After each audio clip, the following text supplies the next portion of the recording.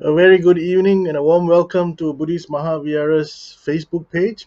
Tonight we go live at the Dhammadana series, and this evening we have a very special guest with us. He is a monk, a bhikkhu, who is not unfamiliar to the Buddhist Mahavihara. He has been to Buddhist Mahavihara in, not mistaken, in 2019, and he's also done some online Dhamma sharings with us over the past year. This Bhante is right now based in Hawaii. It's 2:30 a.m. in the morning, uh, and we are so grateful that he has accepted this invitation to join us this evening to share his knowledge on the Buddha Dhamma. I will so glad to have with us this evening Bhante Dr. Chandana, Big Thera from USA. I'll introduce him now shortly to the screen. Good evening, Bhante. Good evening. Good, Greetings. good to Good see to you see you again. again, Tilak. Yes, good to see you. Sorry, but because of the time difference, it's 2:30 in the morning for you, and here it's 8:30 p.m. And we are so glad that you accepted this invitation to do it at this time to please our audience. And open for any thoughts, questions that listeners might have. Brother Leslie, you let me know. I hope the connection is working. Yeah, thank you, Mate. I think that was a very interesting subject that you have been speaking on. Just to inform you, we had 220 listeners, well, or viewers. At least a record for us. Okay, Love but there are a few questions that are coming in. Let me it. start with the first few. Here's one. Bhante, how about those sick patients who choose to end their lives through euthanasia in a hospital? Thank you, Bhante. Oh. Well, this is a very important question. My mother died some years back in the 90s. And I've also struggled with this euthanasia. And can we make exceptions? Now, if we are following the Vinaya, we need to say no, that's not a possibility. Because there's an active, even if you're pulling the plug, as they say here, if they're on a resuscitation, automatic life resuscitation machine, for example, or a ventilator, and you pull the plug, you have essentially caused the death of someone, even kill someone. So I see this depending on a case-by-case basis, but still, as a bhikkhu, as a practitioner, I cannot just say, like give an umbrella term and say yes or no. It's not a black and white situation, because there's so many elements to it that needs to be looked at on an individual case-by-case basis. One of them, for example, being, is the person physically dead, but the mind, the brain is still functioning, so they're not technically, clinically dead? And how much data can we have? I mean, if I'm giving an extreme case, I know. Somebody who's physically in so much pain to the point that it is affecting their mind. This last portion is what I really focus on, other than the intentionality of the person who wants to pull the plug. Remember, at the time of the Buddha, he didn't introduce kamma. Kamma was there already in that culture. However, just like in the case of Buddhist cosmology, or the cosmology of that time, the Buddha introduced the understanding, factual, practical understanding, that even the Mahabrahma that the Indian culture was worshipping, or still does, even he and his reign, in that realm and time period, is temporary. Similarly, he reintroduced the concept of kamma in the sense that it is the intention behind the action. For example, I give the scenario of you driving your car, for example, and an animal passes in front of you, a dog or a cat or whatever, and by accident you hit them and they're dead. If you were to be in the presence of the Buddha or the Dhamma will be, or the Buddha would be asking you this question. Very simple. Did you have the intention of killing this person, this being? And if your answer is yes, then there will be kamma vipaka. However, if you did not have the intention of killing, you were just going about your business and you, by accident, you hit the animal and it's dead, then there will be hardly any kammic vipakas or fruits. So the reason why I mention this is to kind of correlate that with the situation of euthanasia. Sometimes it's not the suffering of the person who's lying in bed in the hospital. Sometimes it's the inconvenience of us. We have to be very careful here. It's a different interpretation. Sometimes it is. Sometimes it is the person really, really suffering. That is, I'm not denying that. That could be very well a possibility. But we need to also check primarily our own attitudes towards this scenario, towards this situation. Do I want to put them out of their misery so that I would be putting myself out of misery? Remember, the application of honesty is crucial to the development of wisdom. And that's why we need to constantly be looking at sila. Am I killing someone? And there are situations where we're coming from a place of love and compassion, even with the thought of, I want to help my mother to no longer feel pain. So what would I do? What can we do when the person is taking 4 or 5 heavy doses of Vicodin and they're still feeling the pain of cancer spreading around their body? So I caution people, especially monastics, from going out and just giving a flat out answer and saying, no, that's impossible, that's unacceptable, unless it's them or their mother in that situation. So we need to be careful not to treat these scenarios as a black and white, done deal. No, we need to look at them carefully, but especially our own attitudes towards that. So that's how I would approach answering your question. So I hope that was satisfactory.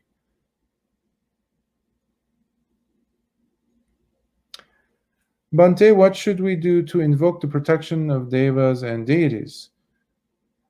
The most important way to protect ourselves is through our actions. I know it's not as exotic of an answer as what you might have expected, but we need to come back to the person in the mirror, us, ourselves, first. And once the quality of the thoughts, and by the way, when we say actions, in Dhamma, we have 3 layers of actions, right? We have the physical, bodily action, of course. We have the speech action. What we say to ourselves between the ears and what comes out of the lips, very important action. It can be healing or devastating, constructive or destructive. So what kind of an action is my speech involving in? And the third one, the mind. Now, coming back to the Devas love a person who lives in harmony in the mind. There's no confusion. They feel attracted to love, loving kindness, not just carnal love between 1 or 2 people, etc. Refined levels of love, loving kindness, which the Buddha used the term metta, karuna, mudita. When your happiness is my happiness, I don't see a separation. That really gets Devas very much interested in being around you. And when they are around you, you are already blessed. negative beings, and there are negative beings, of course, just like there's devas, there's negative beings. Automatically, it's like the light switch that you turned on, all of a sudden the darkness dissipated. It's like that. But what I'm suggesting is creating the light switch, the light inside your mind, in your mouth, in your heart, in your body. When you do that, automatically you become a breath of fresh air.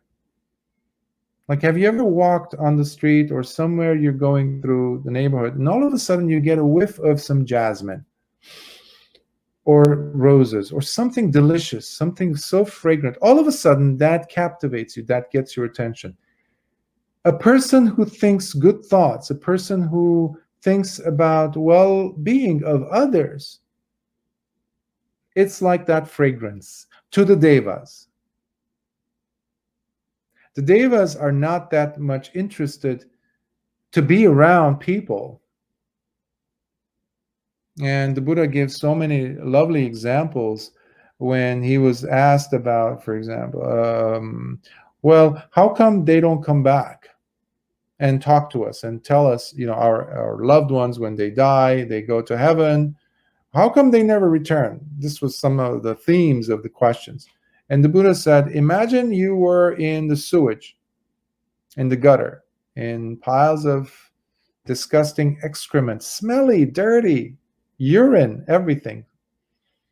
And some people come in and pull you out from that pit. And they wash you, they shower you with water, they clean you up, they obviously throw away your clothes, and they change you. They clean you up, they put you in buckets and pools of perfume and fragrance, and then they wash you again, and then they put you in through more and more perfumes, etc. And then they dress you up in the most finest of clothes. Finest. Now, he says, would you be interested in going back to the cesspool where you were, in that smelly pile of sewage? Would you be interested to go there? Well, that's the situation, the dilemma of many devas. They don't want to come back to this realm because it is, to them, it is like sewage. I tell this to my students and they start laughing. Well, I also add, well, so long as there's no metta, there's no love, there's no genuine compassion to be generous, to be loving, to be kind to one another, starting with ourselves. So immediately in the cesspool, you can create a deva realm. The fragrance that I was mentioning, all of a sudden, it grabs the attention of the devas, and they're like, where is this lovely stream of thoughts coming from? And they become curious and they start hovering around you. They love, by the way, the devas, especially certain category of devas, love the Dhamma very much. Many of them have, in fact, for them, the Buddha's passing is like yesterday, because time doesn't mean much to them because they live such long lives. So they had heard the Buddha's own words from his own lips. And they miss it so much. So you also have devas who practice the Dhamma. And when they hear the Dhamma, suddenly they gravitate closer. They come. Because it's rare. And especially if they see someone who's practicing the Dhamma, oh, they really love that. I have students who practice and they start saying how their lives have changed. And I remind them not to be so surprised. Because the devas will automatically bless you by their presence. Good things will happen because the negative energies have fallen behind. Remember, you turned on the light switch. And the darkness, where is it? It's gone. So we need to be careful with our thoughts. Because just like the cesspool could turn into a deva realm can turn into a cesspool when your thoughts of compassion, loving kindness suddenly turn into hatred, when you hear, or when you become fearful, which is why I consider this time period very damaging and detrimental in humanity's history, because there's so much fear in the world. There's so much fear in the world. Wherever I've traveled during this past year, I was joking with one of my students the other day. I said, it's amazing, but this year has been the year where I've traveled the most in my entire life, and I've traveled a lot. And I've seen so many people carrying this burden of fear. Well, fear is the same thing, in effect, to having negative thoughts, which will push the devas away. So please don't become victims of fearful thoughts, fearful words, fearful actions. Instead, work with bringing joy in your life. Looking around you and say, oh, at least I have my eyesight. At least I have some of my loved ones. I still am able to walk. Celebrate that. And you bring joy into your heart. And guess what? Joy is another quality of the heavenly realms. So I would approach it like that. And of course, doing the Tisarana, taking refuge in the Buddha, Dhamma, and Sangha. These are the ultimate sources of refuge in existence, in the universe. Nothing is higher. No God is beyond that. And they know.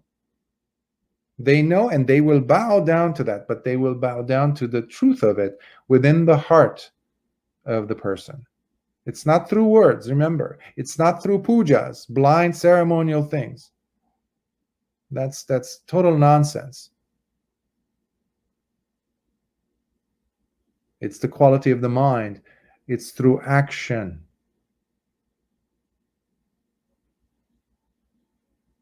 The Dhamma is alive, and it becomes alive in you. The defilements are also in us, in the heart, as is the Dhamma. So the question is, what is dominating my heart more? Is it the kileshas, the defilements, lobha, dosa, or raga, dosa, or moha? Or is it the practice of, for example, metta, karuna, mudita, upekkha, or dana, wishing well-being to someone else? Which one is dominating the heart? And when it is the second one, suddenly you created the guest house for your devas, and they will love to be around you. They like offerings, sure. When you think about them, yes, but that means nothing compared to a beautiful, selfless thought in your heart and a positive attitude, uplifted mind that really gets them excited.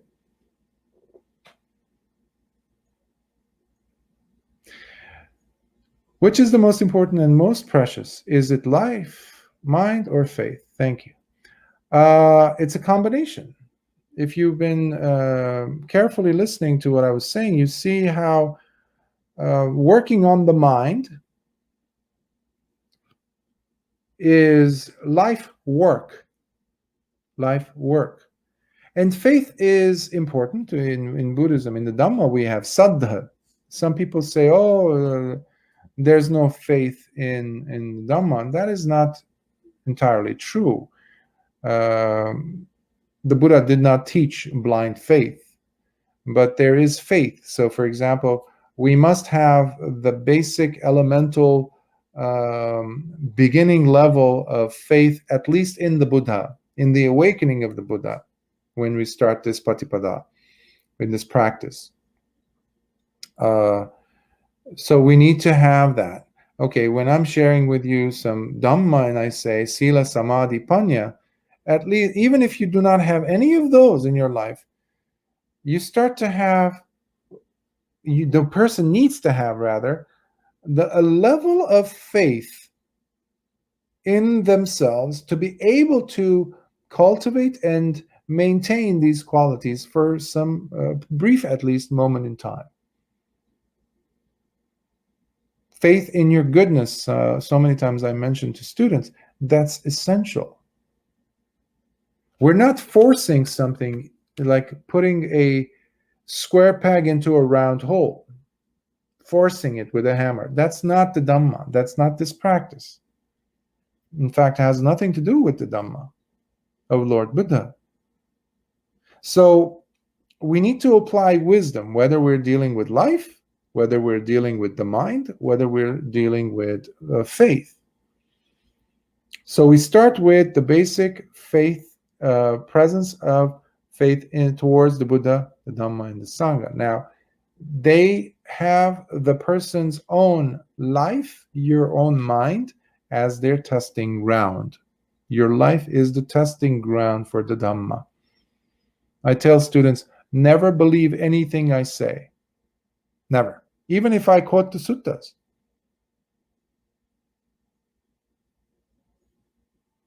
Then what do? The student might ask. I always encourage them to go ahead and try it out. And that's what the Buddha said to the Kalamas, the villagers of Kalama.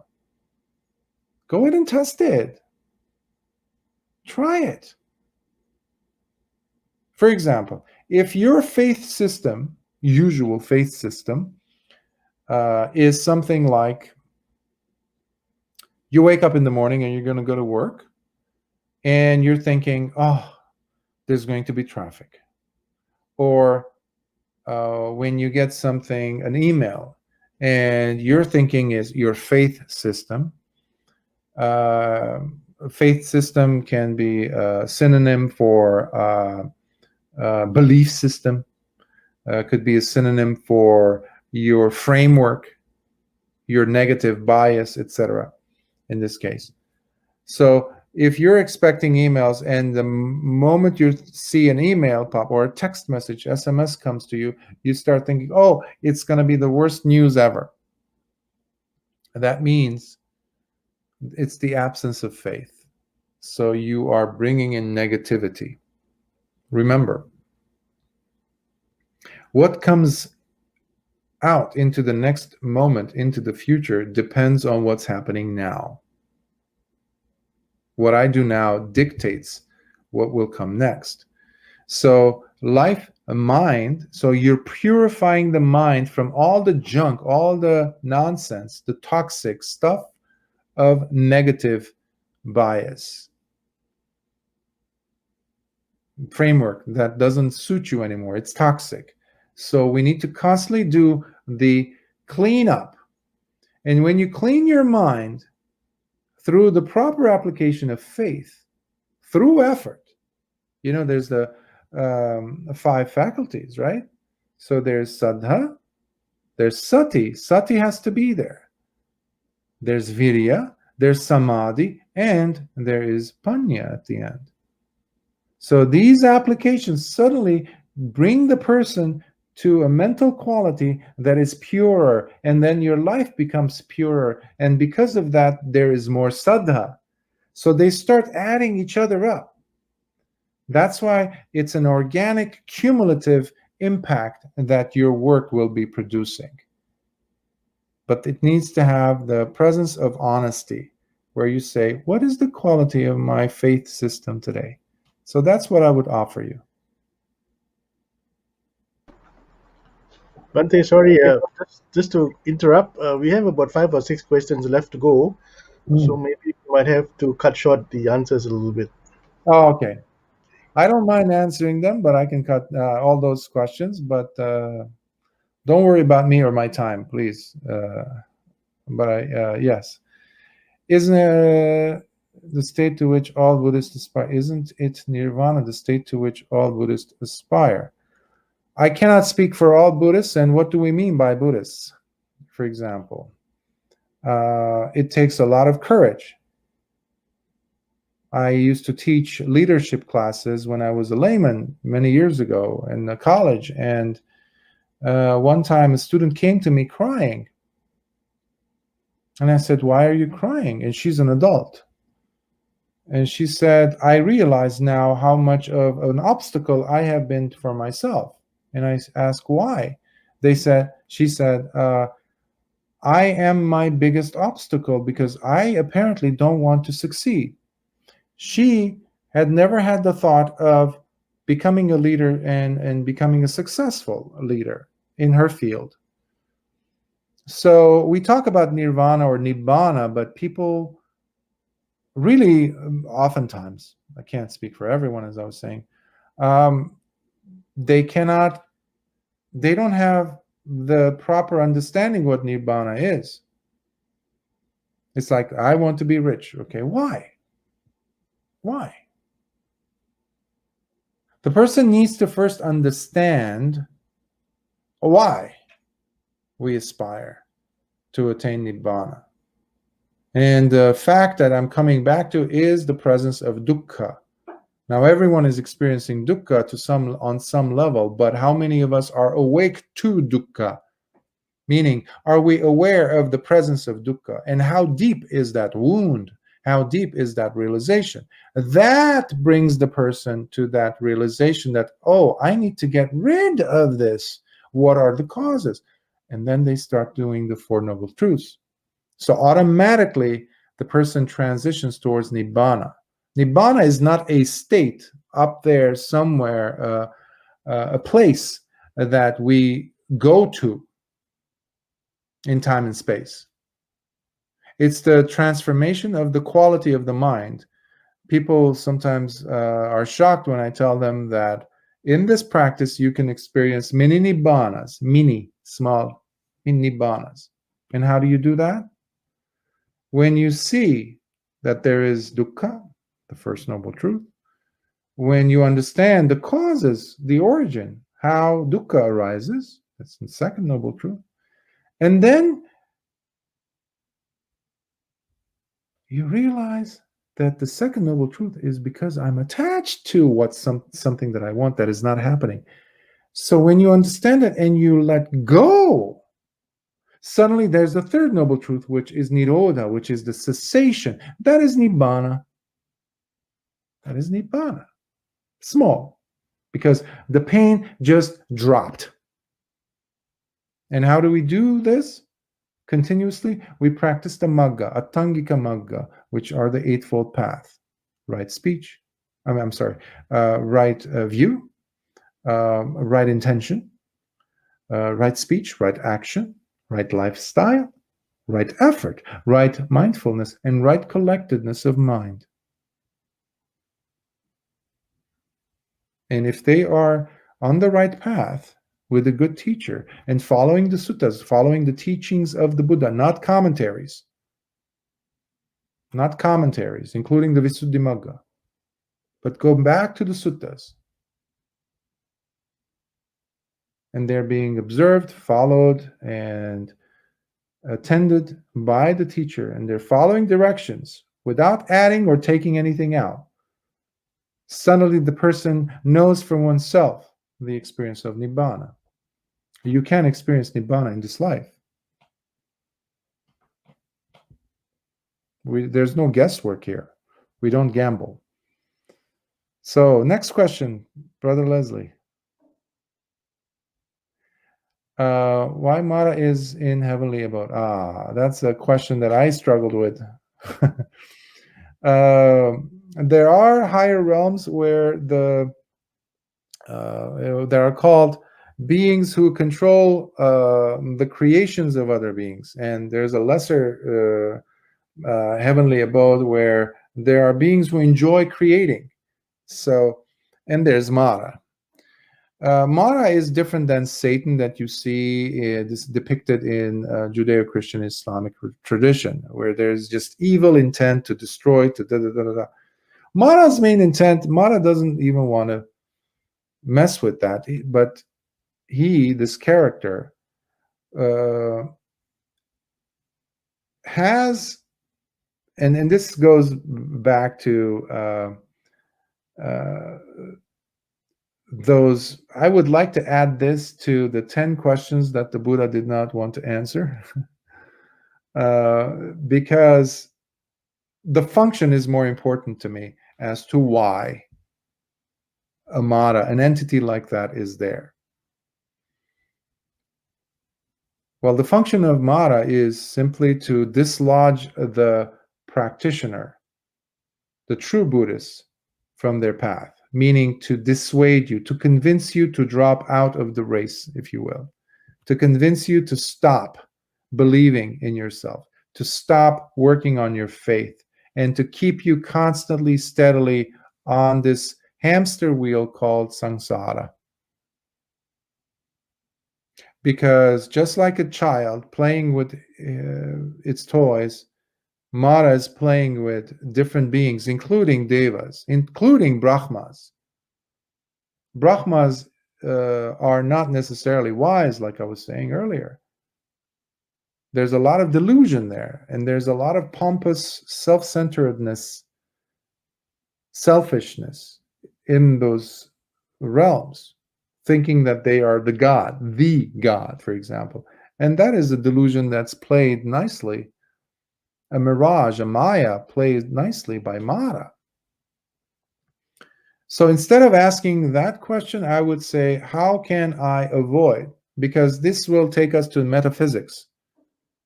And the Buddha always stayed away from philosophy and metaphysics because they don't address the main problem. What is the main problem? That there is suffering.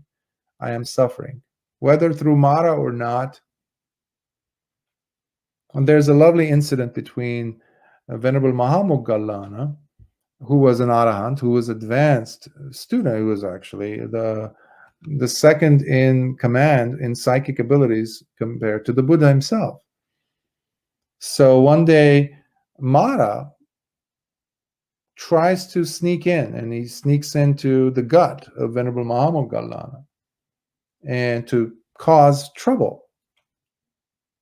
But because he was already an arahant, the mind, the tranquility, and because he had such tremendous psychic abilities, he saw, he's like, why does my belly feel like I just ate a pound of beans? And he looks and he says, what is the cause of this? And he sees Mara's there. And he says, come out, come out. Mara thinks there's no way that you could actually see me. And he says, no, no, no, I see you, come out. And finally he comes out, and Mara stands away from him right there by the door. And he says, by the way, I could see you. And Mara is really surprised. And he says, I pity you, Mara, because many, many eons ago, I used to be Mara, he says. This is Venerable Mahamoggallana. He was Mara. And this current Mara, who was now taunting him, used to be his nephew. So there's these lovely stories, whether you believe them or not. I like to look at them with the intentionality and the blindness and the delusion of this Mara entity. And my job as a practitioner is to never be caught in the guises, in the plays, or in the games that he plays to convince me to get off the path.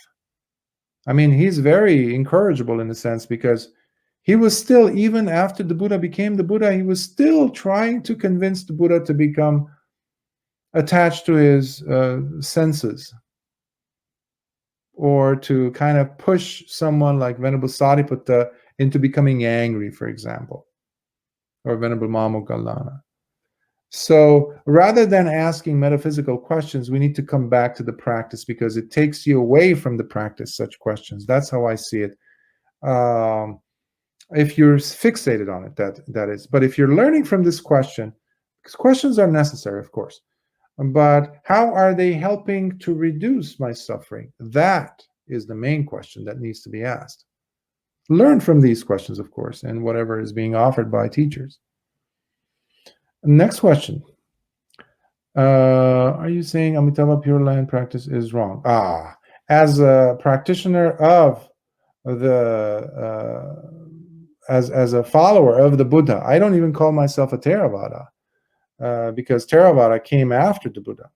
But when I go back to the suttas and the teachings of the Buddha that bring results, then yes, the Pure Land is wrong when we compare it to the teachings of the Buddha.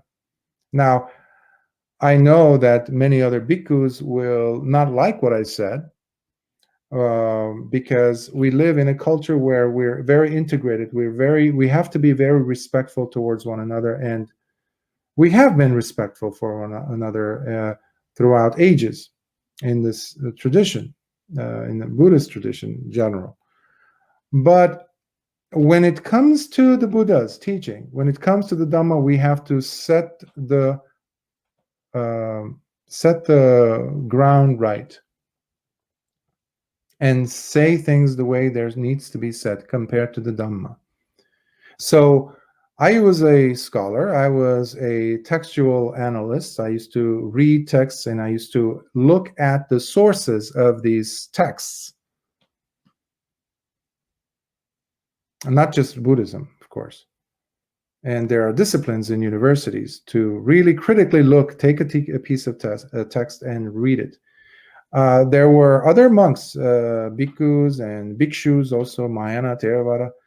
And sometimes people, I was a layman at the time, and sometimes people did not like to tear into this text, dig into to look what sources there are coming from. Why? And the professor at the time, he was also a layman, he was surprised. He was scratching his head. He was like, you had also some monks who left the course. Why? Because the questions that were being asked, not to be disrespectful, but they were just being asked in a very logical, critical thinking manner. But it was shaking the blind belief of these monks. They did not want to do it. They felt that they are being disloyal. But we owe it to ourselves and we owe it to the Dhamma, because the Buddha always encouraged us and encourages us to be wise and honest. Honest, the rule about not telling lies. First of all, we tell lies to ourselves.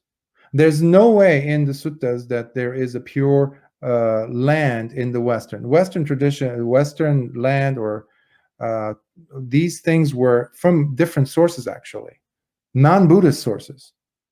Some of them came from the Mesopotamian traditions, the Middle East.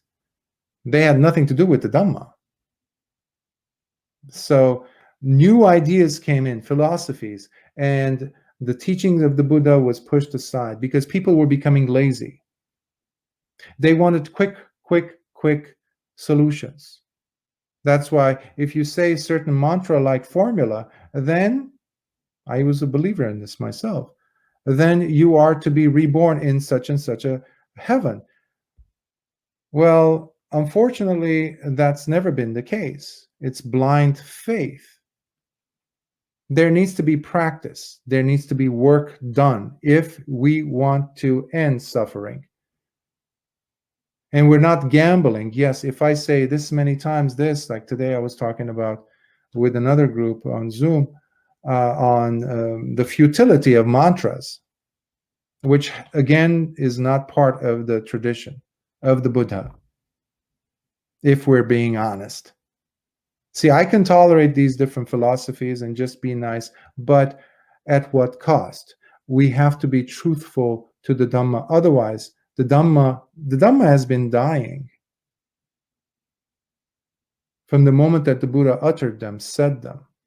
In fact, when he was asked by his students how long the Dhamma would last, he said 500 years at the most. And yes, his teachings lasted at the most 500 years. And it was already being diluted, corrupted by other ideologies. So the Pure Land concept came from the Pure Abodes principle, where anagamins only can be reborn into, not just anyone. Because several factors have to take place in order for a person to be born in these pure abodes. He talked about sanyojanas. There's 10 sanyojanas, 10 fetters. The 5 lower fetters have to drop completely. They don't exist in order for the person to be reborn in these pure abodes, which makes the person anagami. No ifs and buts about this. No amount of convincing will change these principles. Even if you have millions and millions and millions of people believing in this. Well, it's the blind leading the blind. If I keep knocking my head against the wall again and again and again and believing that there's a door, well, you know the answer to that. So we need to go back to the source instead of believing someone else's. So for that, we need practice, proper practice, which requires meditative practice on solid foundation, starting with virtue, then mental cultivation and the gaining of insights. These are crucial for us to be reborn in a legitimate fashion instead of getting some, hopeful or wishful thinking that we one day might be reborn. There's no blind faith in the Dhamma. Again, I'm going back to the teachings of the Buddha. And with all respect to all the other traditions of the Buddhist paths, branches, I am a student of Lord Buddha. I don't put myself in any of the schools. So I have to be honest to the Buddha and the teachings and how the teachings have impacted my life and the lives of my students.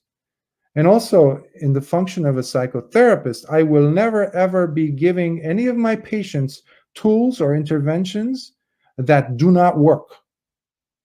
I have to know and I have to test it and I have to see if it's functional or not, if it's helpful or not. And then I will say and share these tools or interventions to help ease the suffering of this patient.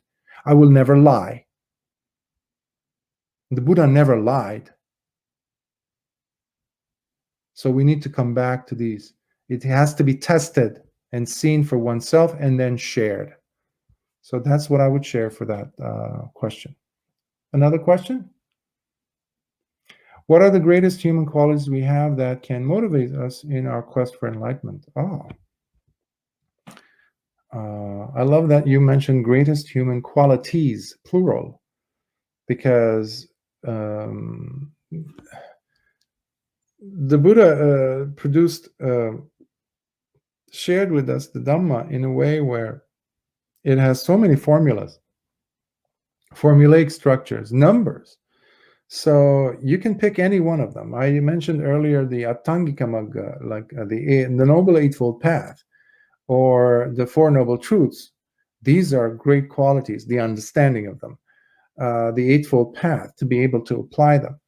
But when you're getting closer into the crux of the matter and you're practicing diligently, then inevitably you're going to come across these very important qualities, which he called bojjhangas, the 7 factors of awakening, satta bojjhangas, that start with sati, mindfulness.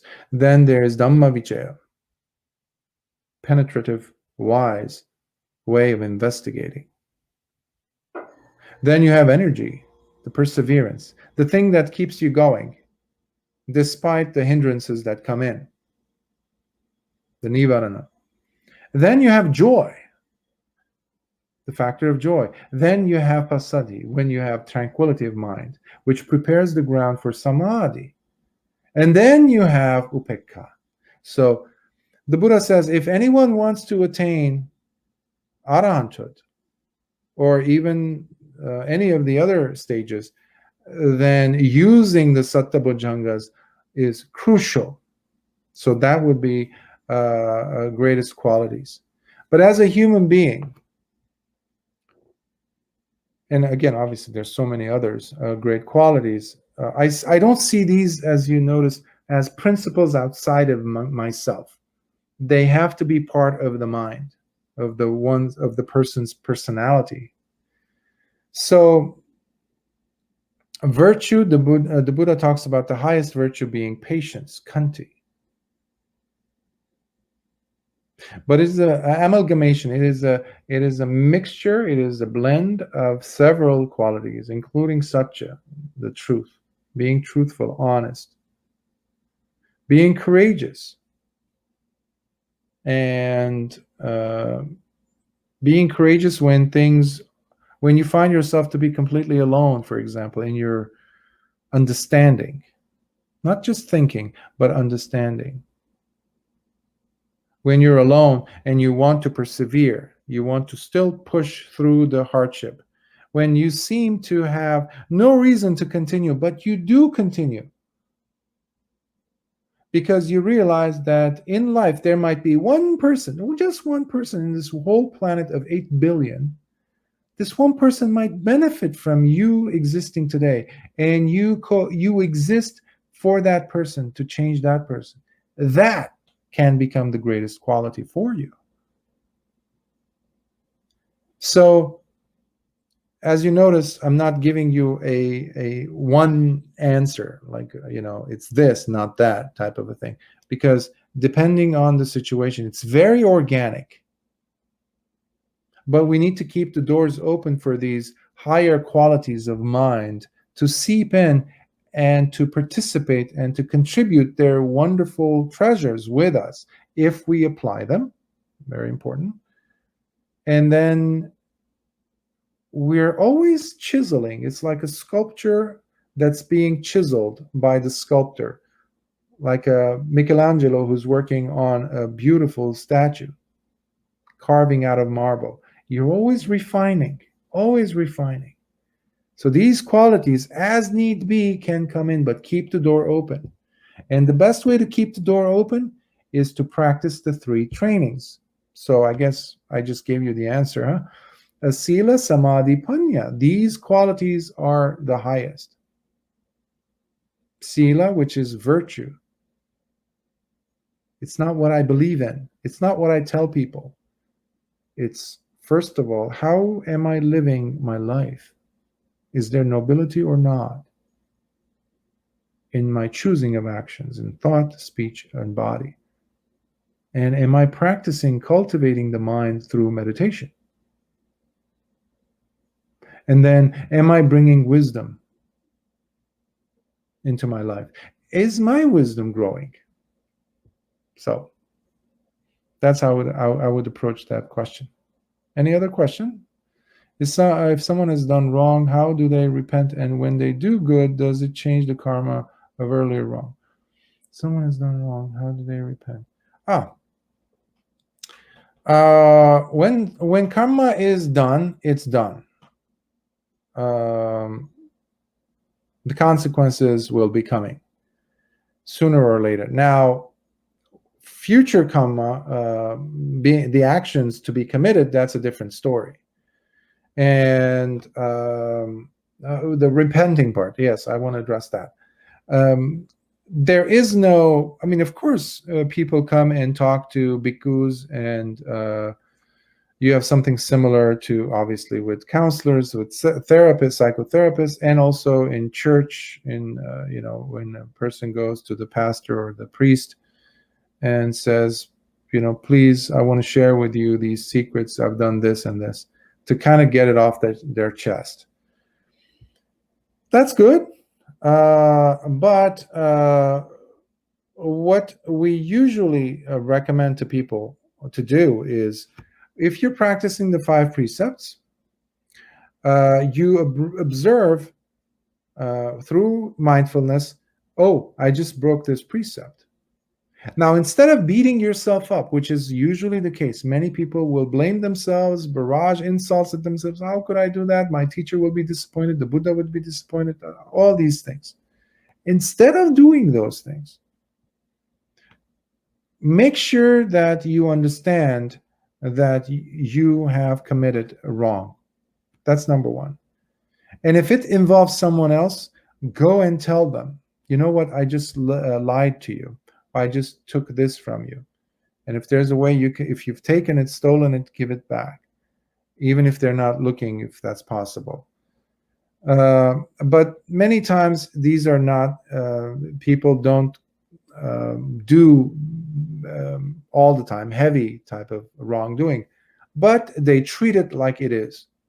So what I recommend is immediately see, okay, play it in your head. If the situation arises again, will I do it again? Would I do it again? Make sure the answer is no. But be honest. Work with your mind. Understand. Talk with your mind. Why am I feeling guilty? Well, because I should not have done that. Why should not? Well, because I know it's bad. Okay, let's work with this.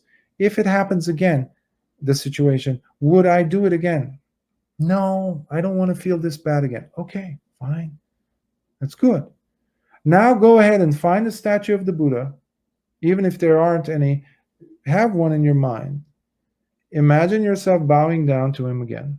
Take a few seconds from your busy day and take the 5 precepts again, right there, right then, and drop it. Don't carry it over, because that's going to do more damage by creating more chaos in the mind that needs to be tranquil. And that's why we do sila. That's why we practice the sila, to create comfort so you do not have remorse or regret.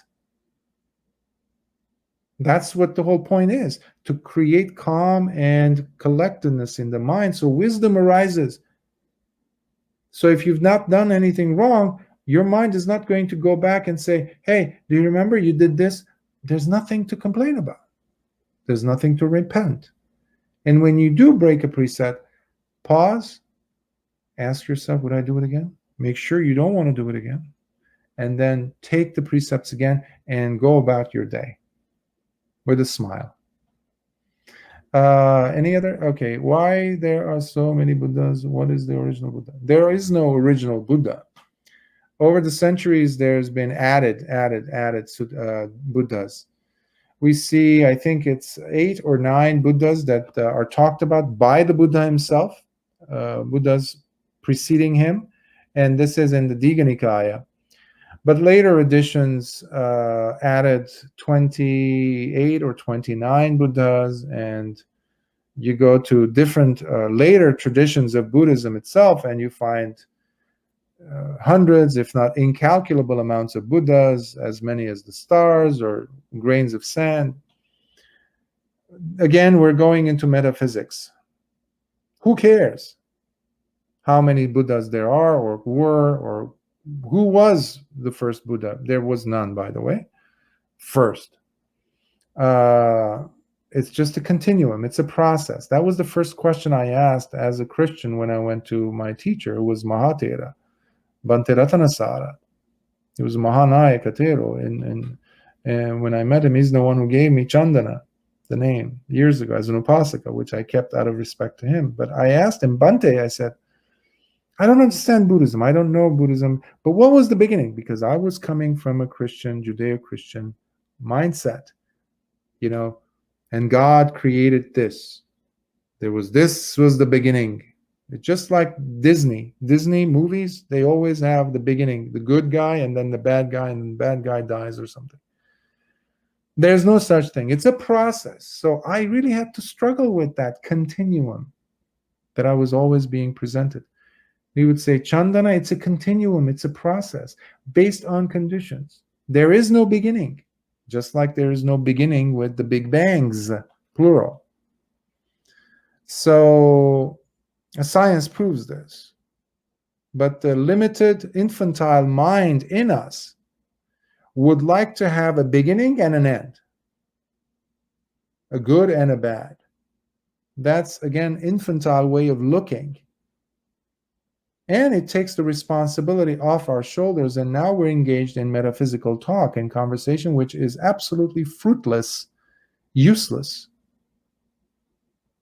What is useful? Getting you out of this mess called dukkha, suffering, samsara. That's why the Buddha taught. He didn't care for philosophical questions or metaphysics. So let's not drag ourselves to that. Many philosophers came with questions, and the Buddha said, if you want to practice, if you want an answer, go ahead. Here's a tool. Here's the meditation object. Go ahead and sit. I'm not going to deal with this. And the person would understand for themselves the futility, the uselessness of questions that they had come to the Buddha with.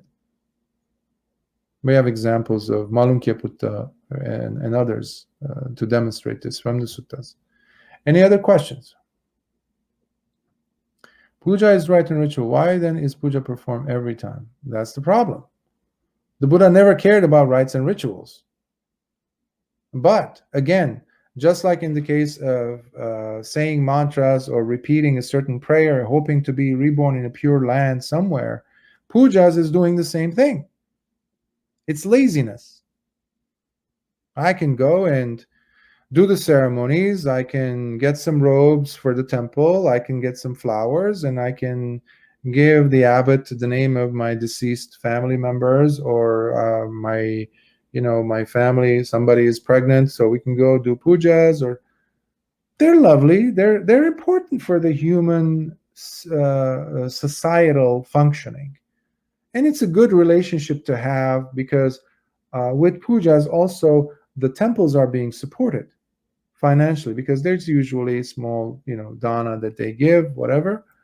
Other than the cultural aspect, it doesn't have much impact for the person's mental quality, transforming to the point where they go, I understand the Dhamma now better. That is a personal effort. Unfortunately, in the world today, in most Buddhist temples, and specifically, I can, when people look at me, because I am ordained in the Theravada tradition of the Burmese lineages, I will speak from that angle, and I will say that unfortunately, many of these temples have turned into cultural hubs, cultural centers, where people come to just do pujas and go home. Or especially if you're in a foreign land, let's say in Europe or the US, people come in and all of a sudden they're talking Thai or Sri Lankan, whatever the temple is, or Burmese. So they recreate an island of the old country. So pujas then work their way into creating this cozy societal nucleus, but again, has nothing to do with the Dhamma. Nothing. The Buddha always discouraged pujas. In fact, there weren't that many. So my invitation is for people to go ahead and demand from the abbot, from the monks, from the bhikkhus, to apply and teach them the Dhamma. That's why we are wearing robes. Not to teach the Dhamma, but to show the Dhamma through our lives. How? By having us practice meditation. So if the bhikkhu is being supported by the community, financially in every way, then the laity, the supporters, the upasakas and upasikas, owe it to themselves and to the propagation and the health of the Dhamma, to demand that the bhikkhus and bhikkhunis practice first the Dhamma and to teach the Dhamma to them. Remember, in Kosambi, when there was the schism, the separation of the Sangha, because there was fighting going on, and the Buddha told them to stop doing that, and they continued. And the Buddha said, okay, and he put his kuti in order, and he went into the jungle, and he was there for 3 months. Meanwhile, the people in Kosambi realized that it was because of the misbehavior or the non-adherence to the Dhamma principles taught by the Buddha that the Buddha left them for that rain season. They said, we will not give you food because you're not living according to the principles. So that is what needs to be brought in, where the Dhamma, I'm saying this because the Dhamma is dying, folks. The Dhamma is dying at a very exponential rate. We need to stop that. And the way we do that is by bringing the Dhamma back into our lives. The temples are wonderful places where the Dhamma can still be alive. But it's not a place for pujas. It's a place for practicing the Dhamma, to encourage us to go out of the vihara and to think about what the abbot or the teacher said. Call them. Go see them. Bhante, this is the question that's coming up. Like many of these questions you're asking, these are beautiful questions. Last year, I was in Europe, different countries, and laity came from different ethnic groups who are living in foreign lands, came to me and they said, Bhante, I want to know the Dhamma. They were coming and asking me questions, obviously, and I was answering them as best as I could, but I was simply a visiting monk. They came to me complaining that we are unable to, Bhante, go and talk to the abbot about these things. We can talk about other things like what type of katina ceremony we're going to have, how many Buddha statues we're going to put, what color the walls are going to be painted, what the temple needs. But what about the upasakas and upasikas' needs to be met by the temple? That's why we are here as bhikkhus. So pujas are not important when you look at the significance of the practice of Dhamma. It's a cultural, cute, necessary even in some cases, but it's not the 100% of the life. It's less than 1%. More than 99.999% is learning and not practicing the Dhamma. And it's not just words. The Dhamma is not words. It's lived factually by the temple inhabitants, by the bhikkhus and bhikkhunis, who are being supported by the laity, and by extension, impacting and reflecting into the lives of the people who come to support it and benefit from such wonderful resources. They need to turn back into wonderful resources. That's what I'm trying to say. And for that, pujas are not necessary. They can be in small doses here and there, but not the main focus, which unfortunately is today, with many, many temples around the world.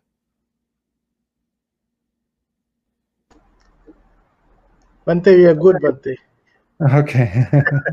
I think we 2 hours or something. Yeah. We never planned for this, but it's happened. Actually, there are another 2 or 3 questions, but I think it's not relevant to the topic anyway. And we have so much time, and I think you're tired. It's now must be 4:30 in the morning. Yes. Almost, yeah. Yeah. Hawaii. So Bhante, I think we have opened a can of red beans. I know. And everybody is now wanting to devour what you have just mentioned. I think it was excellent. We had about 230 people at the max who were viewing us. Yeah. So this is one of the highest viewerships we've ever had.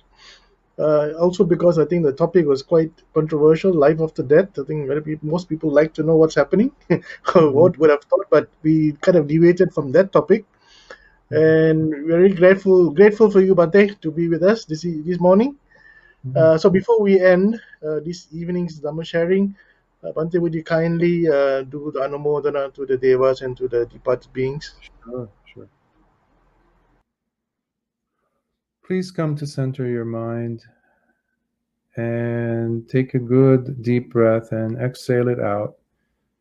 Open your mind, whether you agreed with any of the things that was said or not, doesn't matter. Open your heart and share the merits from this.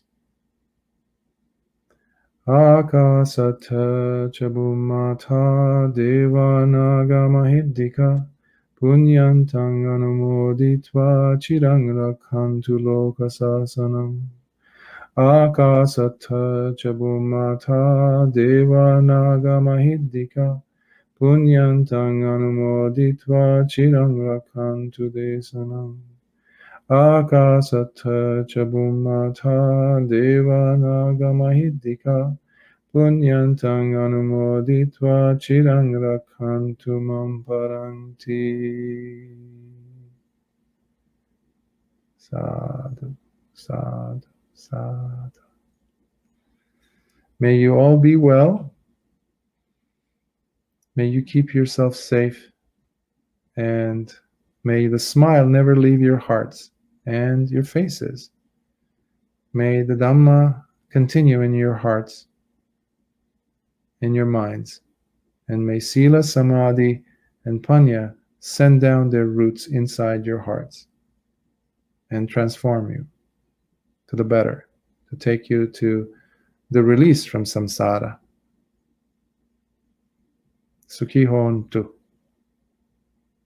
Teruvan Saranai. May the blessings of the Triple Gem be with you. Sukhiyo to Bhante. So we've come to the end of this evening's Dhamma sharing. There are still comments coming in on our Facebook page. Bhante, maybe you can have a look at it when you're rested.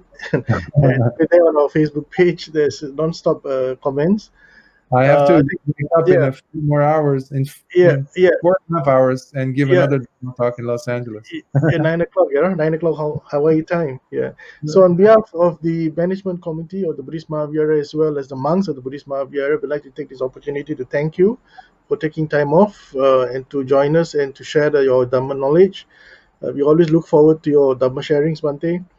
And to our sponsors this evening, thank you very much for sponsoring this evening's Dhamma sharing. And I hope you had been tuned in and listened to what Bhante had to say. And to all the 200 over listeners, I think right now we have 198 people listening in still after 2 hours almost. You know, thank you for joining in and listening in and paying attention to Bante's words of wisdom. We will look forward to seeing Bante again, hopefully, now that he's based in Hawaii. Um, just as a quick advertisement, let me do this for you, Bante. For as you know, Bante doesn't live in a vihara or a temple in Hawaii. He lives alone, so he depends on support from public and also the diakias to help him for his daily expenses. So if you would like to donate, this is the channel. You go to PayPal and look for Candana Bhikkhu. With that, Sukiho too, and a very pleasant evening to one and all. Sadhu. Yeah.